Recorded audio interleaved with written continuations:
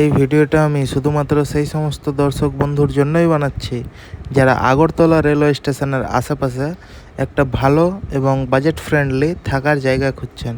এই ভিডিওটা শেষ অবধি দেখবেন। ভিডিওটা বানানোর কোনো ইচ্ছা ছিল না, তাও আমি ভিডিওটা বানিয়েছি আপনাদের জন্য। নমস্কার বন্ধুরা, আমি কুশল এবং আপনারা দেখছেন আমার ইউটিউব চ্যানেল ট্রাভেলার কুশল। এই মুহূর্তে আমি রয়েছি আগরতলা স্টেশনের রিটায়ারিং রুমে। ভাবলাম যে এই একটা ছোট্ট ভিডিওতে 1 থেকে 2 মিনিটের ভিডিওটা বানাবো, আপনাদের রিটায়ারিং রুমটা দেখিয়ে দিই আগরতলাতে। যদি আপনারা বাই চান্সে স্টে করেন তো রুমটা কেমন হবে সেটাই। যাই হোক, ওই পিছনে দেখতে পাচ্ছেন ব্যাকগ্রাউন্ডে আগরতলা স্টেশনের এরকম কিছু ভিউ। দেখেন বাইরে প্রচুর টোটো অটো রয়েছে, আপনারা চাইলে যেতে পারেন। আর বাইরে স্টেশনের এরকম কিছু ভিউ, মেঘলা মেঘলা ওয়েদার রয়েছে। চলো দেরি না করে আর রুমটা দেখিয়ে দিচ্ছি আপনাদের। এই হচ্ছে একটা ঘরে 2 জন করে থাকতে পারবে, ঠিক আছে? এখানে একজন, এখানে একজন। এই হচ্ছে একটা এসি রয়েছে, একটা টেবিল, আর এখানে হ্যাঙ্গার ট্যাঙ্গার রয়েছে, একটা চেয়ার রয়েছে, উপরে ফ্যান রয়েছে আবার 2টো, এখানে একটা মোটামুটি ঠিকঠাক। এখানে একটা লাইট রয়েছে, এখানে একটা আয়না, মোটামুটি কাজ চালাবার মতো ঠিক আছে।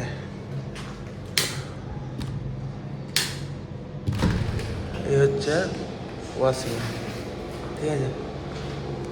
সব কিছুই ঠিক আছে, শুধু যে জলগুলো বেরাচ্ছে সেগুলো হচ্ছে মানে অপরিষ্কার জল, কালো কালো, হয়তো অনেকদিন থেকে পরিষ্কার করা হয়নি, এই হচ্ছে ব্যাপার।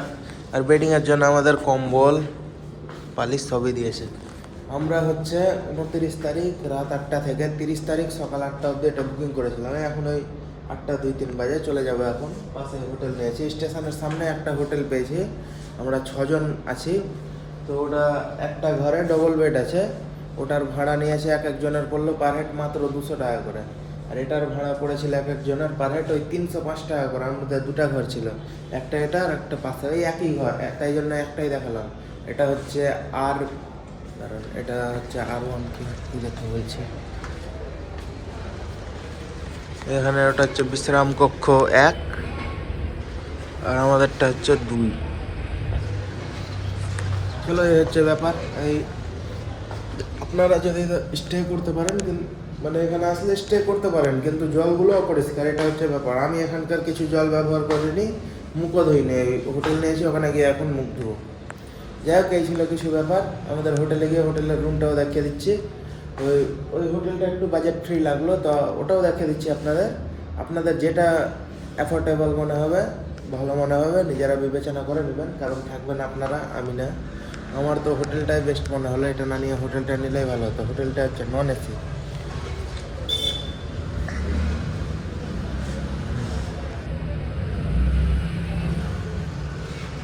এবার বন্ধুরা, আমাদের হোটেলটা আপনাদের একবার দেখিয়ে দিচ্ছি। সামনে দেখুন আগরতলা স্টেশন, ওখান দিয়ে মানে এন্ট্রি হয় আর বেরানো যায়। ওই সামনে স্টেশন থেকে জাস্ট হেঁটে এই রাস্তাটা দিয়েছে পাশেই, এটা হচ্ছে হোটেল অন্নপূর্ণা। দেখে নেন নিচে এই হোটেলটাই। আর রুম হচ্ছে, দাঁড়ান রুমটা আপনাদের ভিতরে গিয়ে দেখাচ্ছি। রুমটা দেখে নেন, এখানে একটা বেড আছে, আরামসে 3 জন হয়ে যাবে।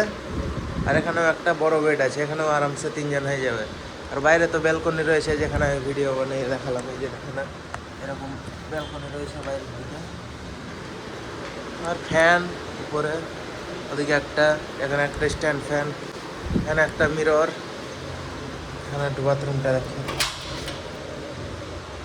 পরিষ্কার মোটামুটি সবই ঠিক আছে, অসুবিধা হবে না। 200 টাকা করে একদম পারফেক্ট। নন এসি আছে কিন্তু পারফেক্ট। বিছানাগুলো বহুত বড় আছে, আরামসে হয়ে যাবে। এখানে একটা স্ট্যান্ড ফ্যানও দিয়েছে আমাদের। যাই হোক, ডরমেটরিও দেখালাম, এই রুমটাও দেখা দিলাম। আপনাদের যেটা ভালো লাগবে সেখানে আপনারা থাকতে পারেন। চলো তাহলে ভিডিওটা এন্ড করছি এখানে। আমি জাস্ট আপনাদের স্টের সুবিধার্থে ভিডিওটা দেখালাম। মানে চার্জিং সকেট সবই রয়েছে মোটামুটি, কলিং বেল সব। যাই হোক, তাহলে ভিডিওটা এন্ড করছি এখানে। এই আগরতলা থেকে উপরে ত্রিপুরেশ্বরী মন্দির যাবো, উজ্জয়ন্ত প্যালেস যাবো। তো দেখছি পারলে ভিডিও বানাচ্ছি, না পারলে ইনস্টাগ্রামে স্টোরি আপলোড করে দেবো। যাই হোক, ভিডিও এন্ড করছি এখানে।